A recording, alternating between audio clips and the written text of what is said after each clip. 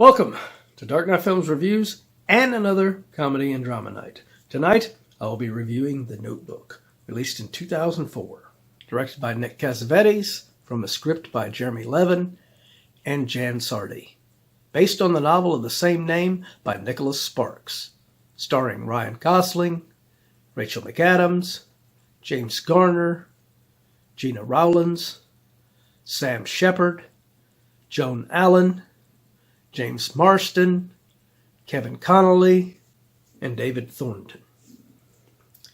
Now, back in the day when this movie first came out, I saw probably the opening sequence with James Garner. And then as he's reading from the Notebook, as it turns out, to Gena Rowlands' character there. And then I saw probably just a brief little bit as it went into the flashback scenes to Ryan Gosling and Rachel McAdams. And that's probably as much as I'd seen in this movie back in the day. It wasn't something that I was invested in enough to sit down and watch all the way through. But whenever I started this channel, I've pride myself on doing different types of films and everything, and that's why I started this whole comedy and drama night, to do different comedy films and different drama films that might not get featured on my channel normally.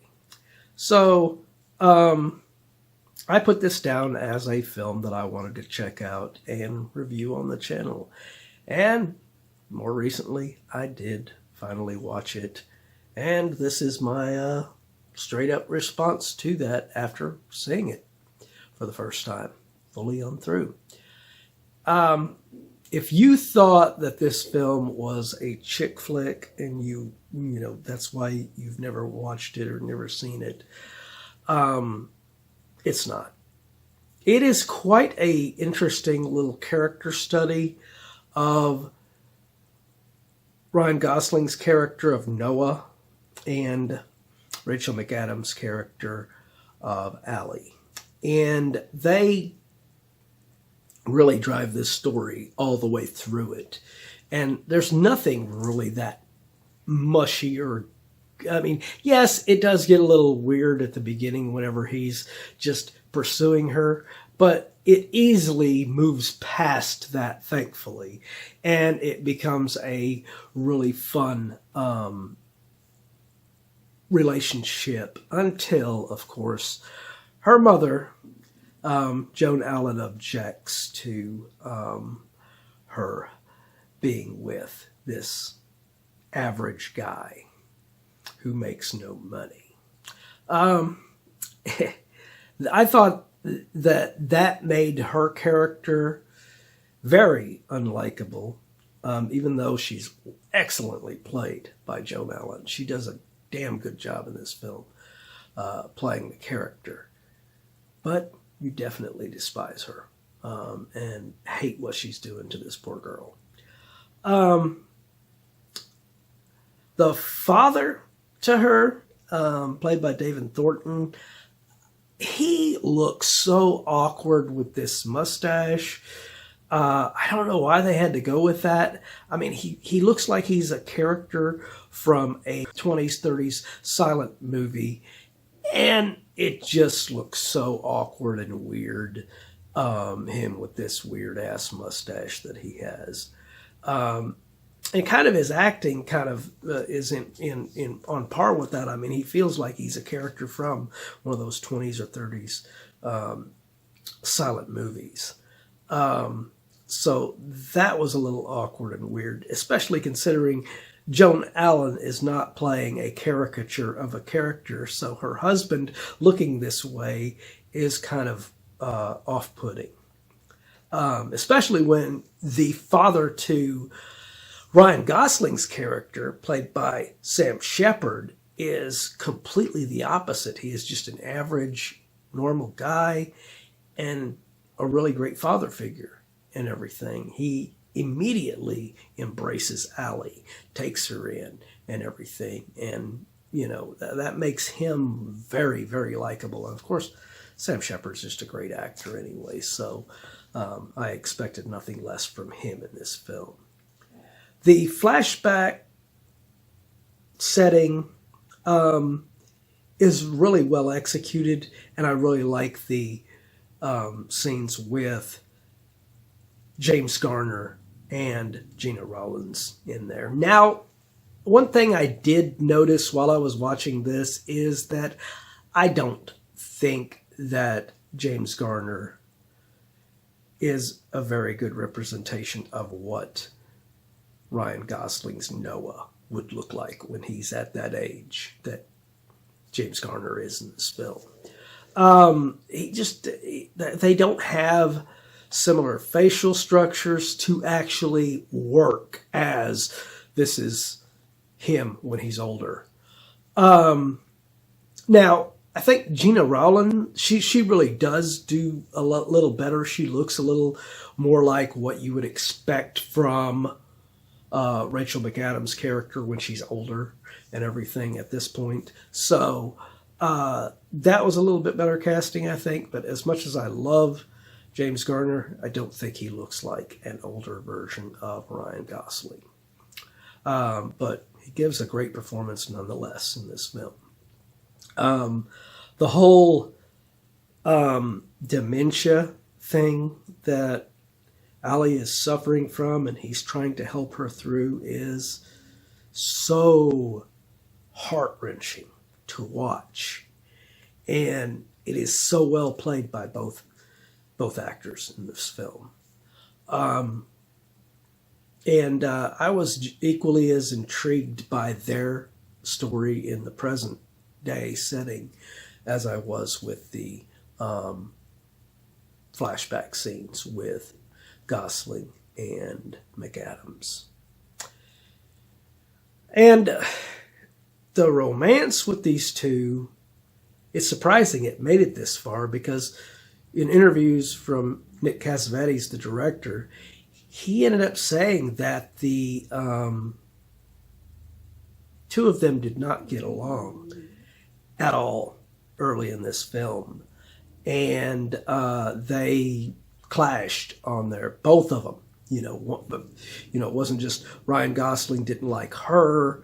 She felt equally toward him, apparently, from what Cassavetes said in an interview and everything.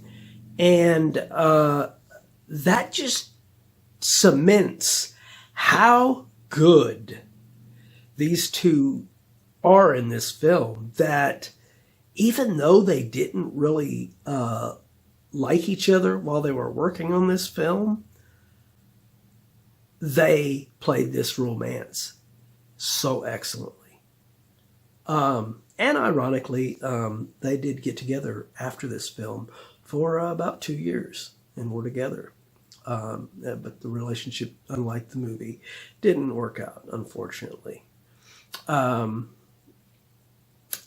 But I think one moment in this that could have really been improved and done better was when Noah and Finn, his best friend, played by Kevin Connolly, ends up going into the military. And Allie goes into the military as a nurse as well around this same time period.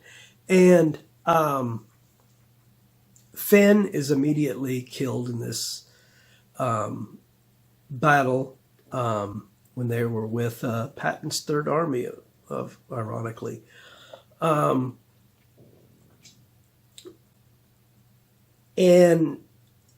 he was a friend to not only Noah, but he was a friend to Allie as well. In fact, before she is taken away by her parents, at one point, she actually goes to Finn and tells him to tell Noah that she loves him. So I found it kind of odd that when they reconnect after this, that there was no mentions of them talking, where you're getting them talking about being in the military together and Finn's death, because she should have been notified about that and told that, because that was her friend too. in the story. So I just found that kind of weird that that never did come up in any of the dialogue. I would have put it in the dinner sequence with the two of them. But it's never mentioned, oddly enough. But other than that, I think the movie is very, very well done. And I think I can really see why this made Gosling a big heartthrob in film and everything, and led to him being the star that he is now. And Rachel McAdams is just so beautiful and adorable as this character, that, you knew she was going to go on to become a bigger and brighter star. I just wish she'd become as big and as bright a star as Ryan has. But I love them both as actors and everything. And most of the things I've seen Rachel in, and most of the things I've seen Ryan in, I actually enjoy those films. But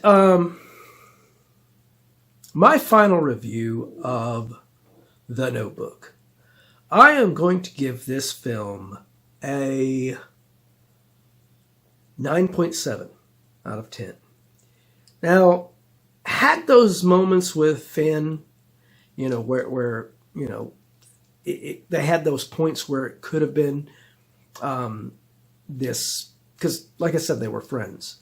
Had that been, mentioned at least at one point, I'd probably give this a 10. It is an excellent film. If you have not seen it, I implore you to go watch it. Do not think that this is just a chick flick. But have you seen it?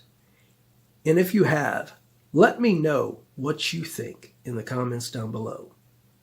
If you agree with my review or whether you disagree with it.